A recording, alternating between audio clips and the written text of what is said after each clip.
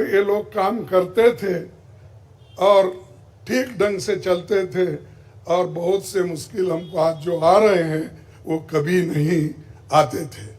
तो इसीलिए हम अपना रक्षा न्याय का, देश की रक्षा के लिए पूरा हम काम करेंगे। आखिरी एक महत्व का बिंदु पर्यावरण न्याय भी देंगे।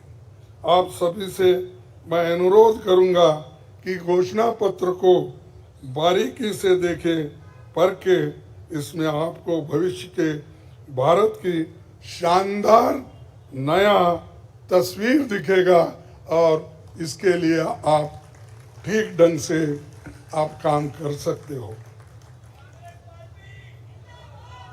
आजादी के बाद 1951-52 में चुनावों से राजनीतिक दल घोषणा पत्र जारी करते समय बहुत से दावे करते हैं लोग, पर कांग्रेस हमेशा जमीनी हकीकत पर चलती है। 1951 में पंडित जवाहरलाल नेहरू के नेतृत्व में हमारा जो घोषणा पत्र जारी हुआ उसका नाम था व्हाट कांग्रेस स्टैंड्स फॉर। उसका नाम था what Congress stands for.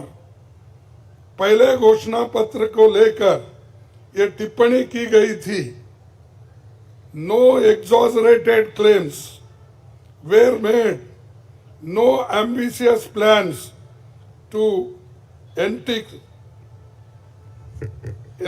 entice public or deceive the electorate had been placed before them.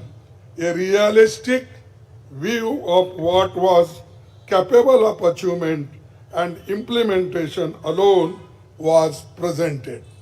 ये पंडित जवाहरलाल नेहरू जी के जमाने में घोषणा पत्र दी थी जो रियलिस्टिक है, जो ग्राउंड लेवल पे हम कर सकते हैं, उसी के बारे में उन्होंने बोला था। किसी को फंसाने के लिए नहीं, झूठ बोलने के लिए नहीं, हम जो भी कहते हैं वो करके दिखाते हैं, ये उनका कहना था। और वही आज भी हम कर रहे हैं, जो कर सकते हैं वही हम इसमें घोषणा पत्र में लिखे हैं। और बहुत से हमारे विद्वानों से भी हम बात किए हैं कि इसमें क्या कर सकते क्या नहीं कर सकते, उनके सलाह के मुताबिक ही आज हमने ये सारी चीज़ें आपके सामने रखे हैं। ये हमारा 139 ईयर्स साल का शानदार इतिहास है। ये देश के सामाजिक आर्थिक विकास की गति को बहुत तेज करेगा। किसानों, मजदूरों और महिलाओं, युवाओं, गरीबों, वंचित तबकों के विकास के जो बंद दरवाजे हम खोलेंगे, क्योंकि ये मोदी सरकार में ये सारे दरवाजे गरीबों के लिए, महिलाओं के लिए, युवाओं के लिए बंद है। हम जब सत्ता में आएंगे ये दरवाजे सब हम गरीबों के लिए खोल देंगे, उनका विकास करेंगे, ये हमारी प्रतिज्ञा है। डॉक्टर मोदी जी, डॉक्टर मनमोहन सिंह के नेतृत्व वाली हमारी यूपीए सरकार की बहुत आलोचना करते हैं, लेकिन उस 10 साल में हमने MNREGA, right to education, RTI, खाद्य सुरक्षा, वनाधिकार, भूमि अधिग्रहण कानून और रेहड़ी पटरी वालों की अधिकार समेत कई कदम हमने उठाया है। और उसकी जो कर्ता धर्ता है श्रीमती सोनिया गांधी जी यहाँ पर मौजूद है। उन्होंने बारीकी से इन मनरेगा को और खास करके फूड सिक्योरिटी को बहुत लड़ा, क्योंकि मुझे मालूम है सब चीज़ मैं यहाँ पर नहीं कह सकता कि उन्होंने इतने ये 2-3 प्रोग्राम के लिए बहुत गुस्से में रहते थे।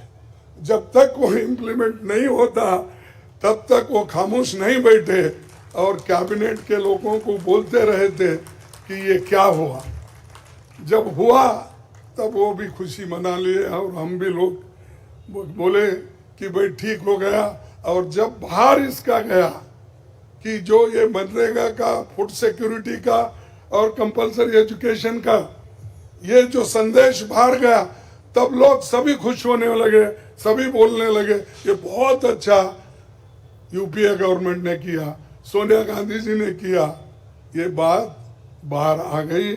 इसीलिए ये हमारा जो पहले से गरीबों के लिए वायदे थे वो हम पूरे करेंगे। मोदी जी 10 सालों में इसके मुकाबले का एक काम भी नहीं कर सके।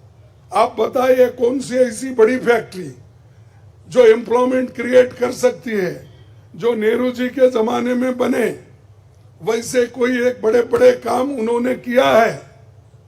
जिस देश में एक सुई नहीं बनती थी उस देश में पंडित जवाहरलाल नेहरू, इंदिरा गांधी जी ने रॉकेट बनाकर उड़ा कर दिखाया और बहुत से जो साइंटिफिक योजनाएं थी हमने बनाए। अब मोदी जी के जमाने में तो गालियां देने का छोड़ के दूसरा तो मैं नहीं सुना, और उसके अगर कोई छुपे हुए काम है तो मेरे को बताओ ताकि मैं भी उसकी प्रशंसा करूंगा। लेकिन आज हम गारंटी जो भी दे रहे हैं हम चंद स्टेट में करके दिखाए हैं। हिमाचल में करके दिखाए, कर्नाटक में करके दिखाए, तेलंगाना में करके दिखाए, जहाँ कहीं भी हमारी सरकार है, और राजस्थान में भी हमने कई नई चीजें की, वहाँ भी करके दिखाए। तो ये हम जो कहते हैं, मैं पहले ही कहा, वो हम करते हैं और हम डरते नहीं करने के लिए। हमारा कितना भी नुकसान हो लेकिन गरीबों के लिए हम करते रहते हैं। ये हमारा पहले से कार्यक्रम है। और मैं चंद बातें इस मौके पर, थोड़ी देर हो गई तो क्षमा चाहता हूं, मैं चंद बातें आपके सामने रखना का जरूरी समझता हूं। और आज क्या हो रहा है, विपक्षी नेताओं को जेल में बंद किया जा रहा है। चुनाव में सबको समान अवसर नहीं है और कई मुकदमे एक के ऊपर एक, छोटी छोटी, और हमारे पार्टी के ऊपर इतना बड़ा जुल्म किया और इतने हमारे को पेनल्टीज डाले। 3,567 करोड़ रुपए का हमारे ऊपर उन्होंने पेनल्टी डाली। क्या ये लेवल प्लेइंग ग्राउंड है? और ये हमारे ऊपर आज हो रहा, कल मीडिया के ऊपर होगा, मीडिया हाउसेस के ऊपर होगा, सबके ऊपर होगा। तो इसीलिए इसको, इस देश के डेमोक्रेसी को बचाना है, संविधान को बचाना है। इसलिए हम सब लोग, देश के लोग एक होना चाहिए और लड़ना चाहिए। और जो ऑटोक्रेटिक मोदी साहब है उनको हटाना चाहिए।